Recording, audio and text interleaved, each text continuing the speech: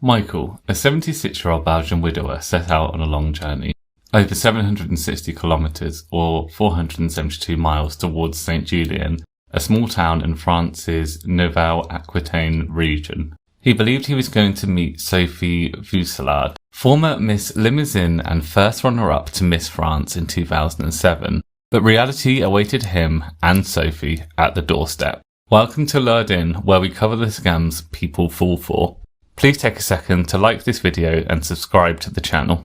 As Michael drove south, he would have passed rolling fields, quiet villages and roads lined with cafes.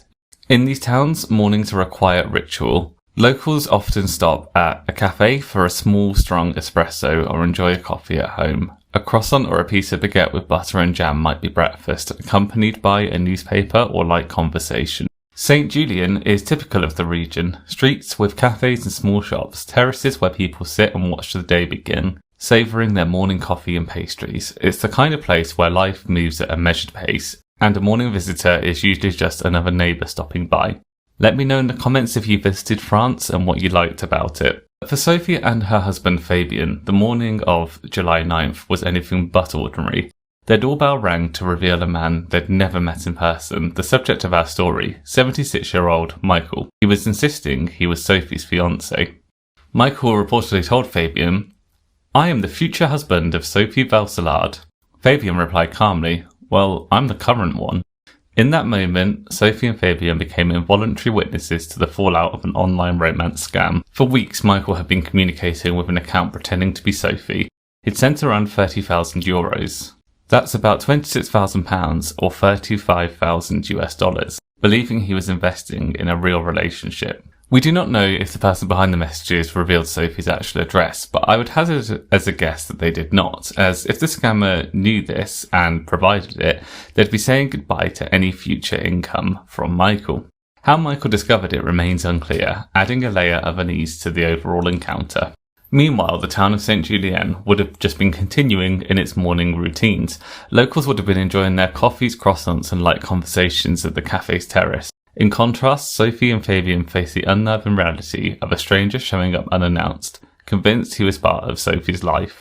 It's important to pause and consider about how Sophie would have felt on this day. A stranger had travelled hundreds of kilometres believing he was her fiancé and appeared at the doorstep uninvited.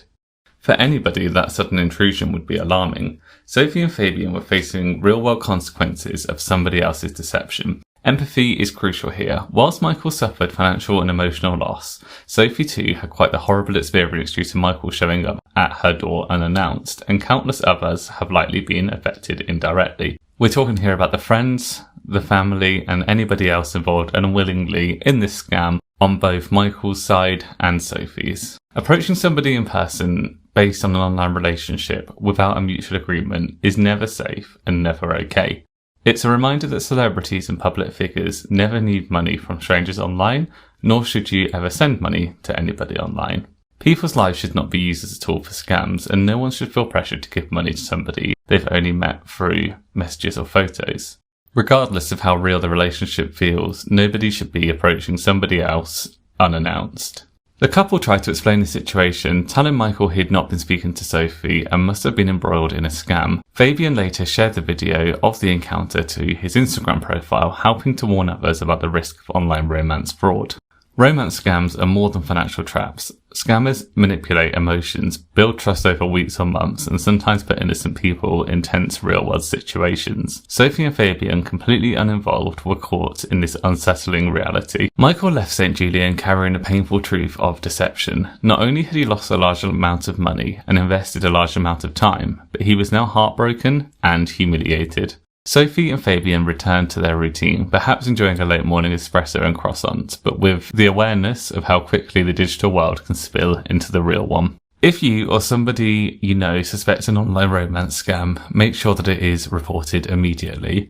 Stay alert, protect yourself, and remember, genuine connections should never come at a cost. And sometimes the victims aren't just the ones sending money, they're also the ones answering the door.